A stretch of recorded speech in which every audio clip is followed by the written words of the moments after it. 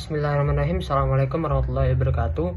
Perkenalkan, nama saya Fahri Fadramantianto dengan NIM 2308010623. Hari ini saya akan membuat sebuah video berjudul rangkuman materi perkuliahan literasi digital dan kemanusiaan.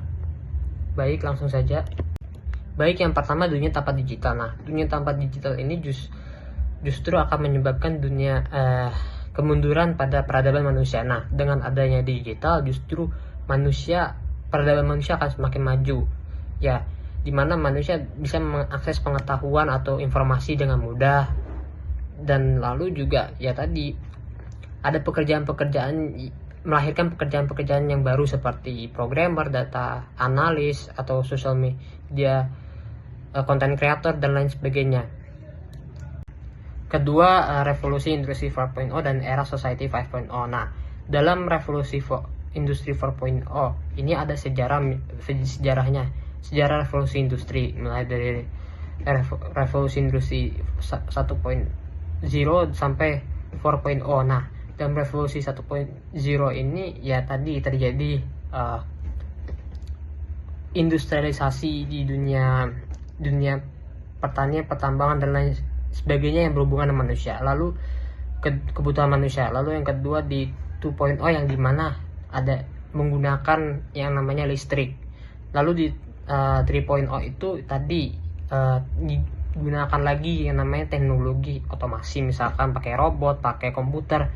Dan yang keempat itu mengintegrasi teknologi informasi dan cyber. Jadi misalkan ya seperti ada IoT dan lain sebagainya. Lalu untuk era Society 5.0 ini lebih mengarah kepada peningkatan kualitas hidup manusia itu sendiri.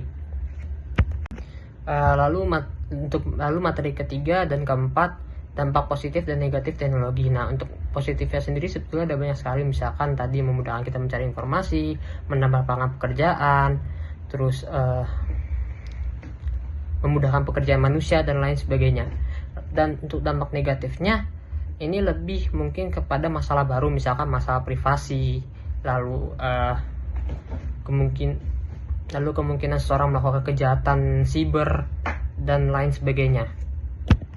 Lalu yang kelima ada internet IoT atau Internet of Things. Nah, yang ini sebetulnya lebih kepada tadi integrasi internet dalam benda atau objek yang mempermudah kehidupan manusia. Misalkan kita pakai HP buat nyalain AC, atau misalkan pakai HP buat nyalain lampu dan lain sebagainya. Lalu yang keenam ada big data. Nah, big data sendiri itu ya lebih kepada data yang jumlahnya sangat besar, yang tadi digunakan untuk keperluan analisis data.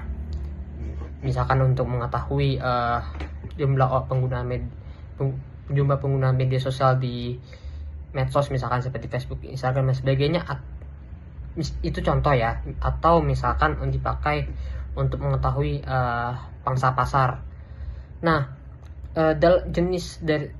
big data ini terdiri dari 5 aspek. Misalkan dari volume, yaitu ya jumlah datanya tuh berapa, misalkan berapa ribu gigabyte. Atau yang kedua variety atau jenis datanya itu seperti apa, misalkan video, teks, atau dan lain sebagainya, gambar dan lain sebagainya. Lalu yang ketiga velocity. Velocity itu lebih semacam kecepatan memproses data itu atau memproses data itu. Lalu yang keempat itu ada value, itu lebih kepada kegunaan atau seberapa berharga data tersebut. Lalu yang terakhir itu ada veracity, atau ya lebih terkait dengan kebenaran data itu. Nah, apakah data ini benar atau tidak.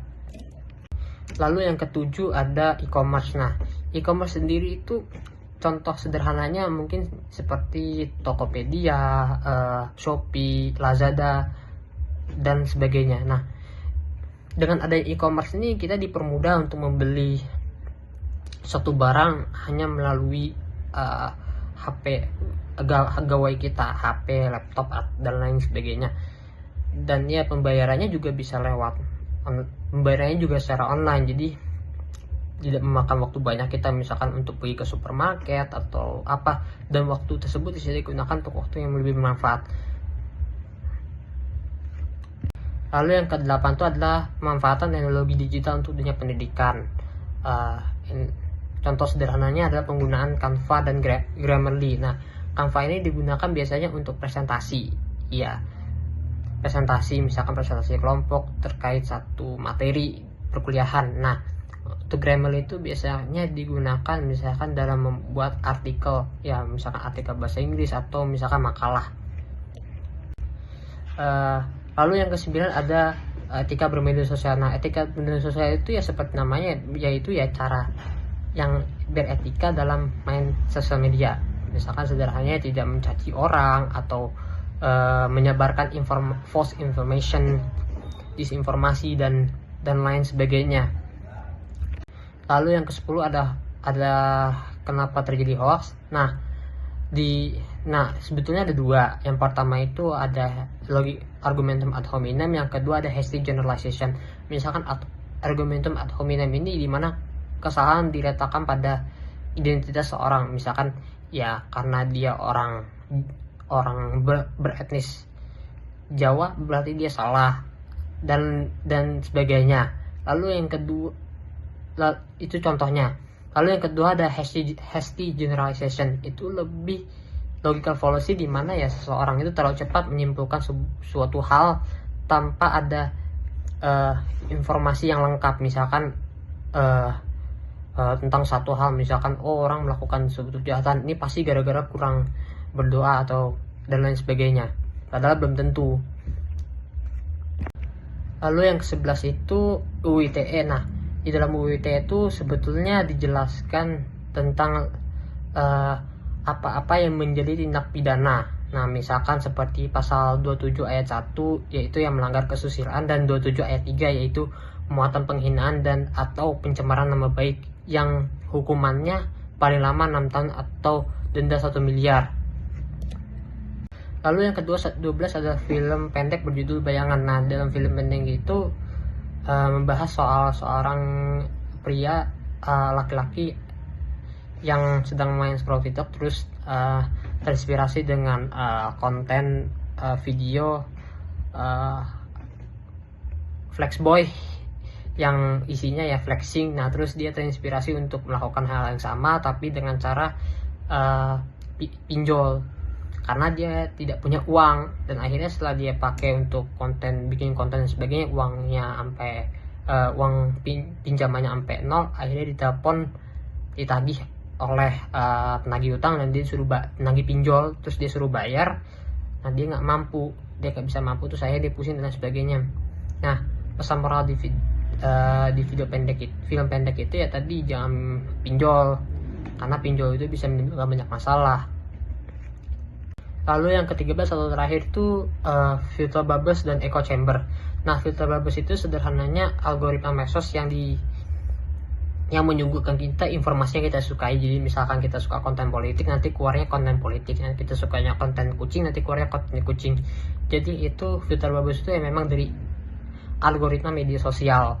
Nah, lalu ada echo chamber. Nah, echo chamber itu lebih tepatnya sikap seseorang dalam memilih informasi. Biasanya orang tersebut suka sama informasi itu karena ya sesuai dengan preferensinya. Misalkan saya mau ambil informasi ini karena ini mendukung pandangan saya atau pendapat saya. Ya padahal kan kebenaran informasi tersebut bukan dasarnya preferensi, tapi ya faktanya itu seperti apa. Mungkin itu saja, cukup sekian. Terima kasih. Wassalamualaikum warahmatullahi wabarakatuh.